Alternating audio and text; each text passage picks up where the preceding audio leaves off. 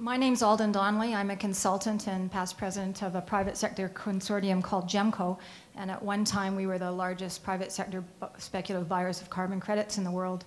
My question is to both the banking and insurance community. My experience would suggest it is pretty easy to mobilize the required capital for green energy if we actually have introduced double entry bookkeeping into the carbon market, which neither the UN nor any mandatory market has done. So right now, every carbon credit traded in the world is an asset that purports to represent a reduction in an inventory, but nobody has to report an inventory and nobody books a balancing emission debit to a reported inventory when they sell real interest in a credit. I can't get my CEOs to invest in the next credit default market because it's all out, because there's no double entry bookkeeping. But as soon as somebody says, I'm only going to buy credit, Citibank, from an entity that publishes an inventory and books a +1 ton for every -1 ton I buy from them, I can bring you a lot of private sector dough. So my question is, why are we building the next credit default swaps market unnecessarily, easy to fix, up to you guys? When are you going to do it? That is the best double entry bookkeeping question I've ever heard. Alden, the brilliant question, the way I'd interpret it in my simple mind is this, that you're basically saying our accounting system for carbon is broken, is bent, has never been fixed, has not been. I'm not going to let you speak. I'm just going to, if you disagree with me, say, no, you got it wrong. So you're saying the system's not right yet. And you're actually saying that what we're doing is we're setting up, yeah, okay, we've had the credit crunch and we've had the system which generated that. You're setting the carbon crunch up. That's what you're saying. So you're saying the way we account for carbon in the evolving nascent system is wrong and it needs fixing. Is that what you're saying essentially? And it's easy to fix. Okay. Does anyone want to have a pot at that? Sandra, top points. Well, I'm not an accountant, so I'm not going to dig in too deeply, but one of the things that occurs to me, and I think you also suggested that double entry bookkeeping of CO2 would help drive clean energy investment. And that's interesting, and it's something that I'm definitely going to look into when I get back, because I'd like to understand it better. But I would say that, frankly, until CO2 has regulatory clarity, so until we know what the rules are, and then we can establish the accounting standards based on those rules, in most of the jurisdictions in which we do business, we don't look at carbon. It isn't appearing on the balance sheet because it doesn't have a known value. So I'm not sure that that is sort of a sideways answer to your question, or maybe a corollary to it, but certainly right now there's no rules, and so there's no accounting standards, and so we can't actually include it in the analysis.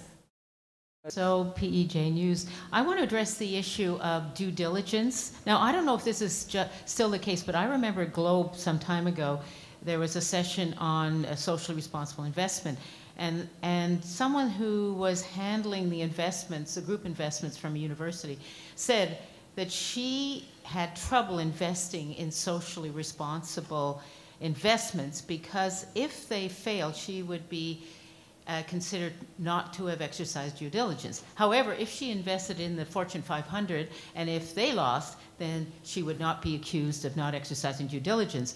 And I think maybe if we want to go towards a low carbon economy, maybe in the list of due diligence would be that if someone responsible for investment does put investments into corporations that are producing carbon emissions, then that should be an indication of lack of due diligence.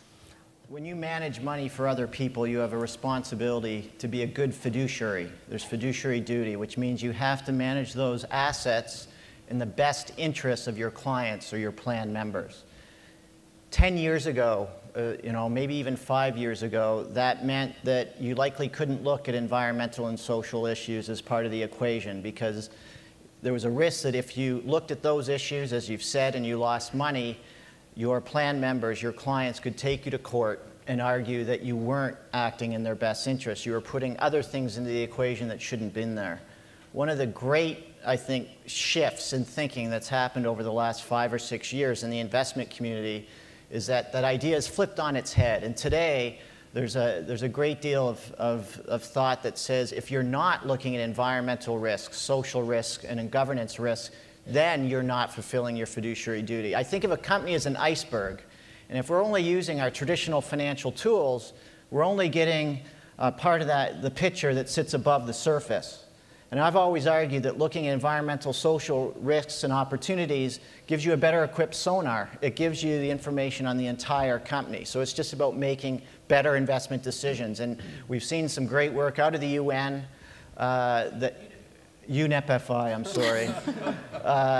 Paul Clements Hunt, under his able leadership, has looked at the fiduciary issue. And so we're seeing a real shift in thinking in that regard. But you know what's interesting is, may I just add, if we're just in this province in British Columbia, the law actually says for pension plans that those assets have to be managed in the best, quote, financial interests of plan members. It's the most stringent, one of the most stringent fiduciary regulations that you will find in the world, and yet BCIMC says it is in the best financial interest and is looking at these things as part of that process across asset classes. So the world is changing.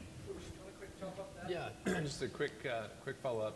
Sort of following up on Sandra's comments about the diligence that we and others do, and linking it to efficiency, and to your point about looking at the broader picture. When we, in the US, when we look at coal-fired power generation and the financing of it, we have a shadow carbon price that we look at, but we also look at to what extent there are potential opportunities for someone else to come in and exploit efficiency opportunities in that particular service market.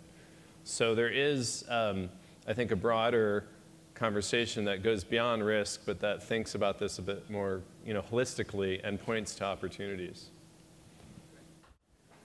Where are we? We've got about 30 minutes left. We've got 4 questions up there, okay? But one of the issues with these sessions around finance and capital markets, you've got bankers, you've got insurance, you've got capital market people. It's not one sector. This stuff is complicated, right? So I think collectively as a room, you're getting a lot of valuable inputs and insights, and the conversation is good. But where are we in the journey? Go back to the golf ball. Sandra put it on the tee. Barbara sort of asked the question, which club are we using? Bruce was actually looking at all the different obstacles and the bunker and the way through and the hole in the roof, and like, all right, I'm pushing this, but you know what I mean. And Michael was in Michael was in the bar sipping a cocktail. So, but where are we in the journey? I mean, is anyone completely lost? Are people getting value in terms of how we move along the low carbon pathway? My point is that to understand finance, capital markets, investment in this context, you really need to invest time and put it together, your own model. Because these are complicated pieces, right? Okay? There's no question. This is a really myriad, complex system. You've got to think of the investment chain, from pension funds through asset managers, through financial analysts, through the companies you invest in. You think of all the intermediaries who play around that chain. This is complicated stuff.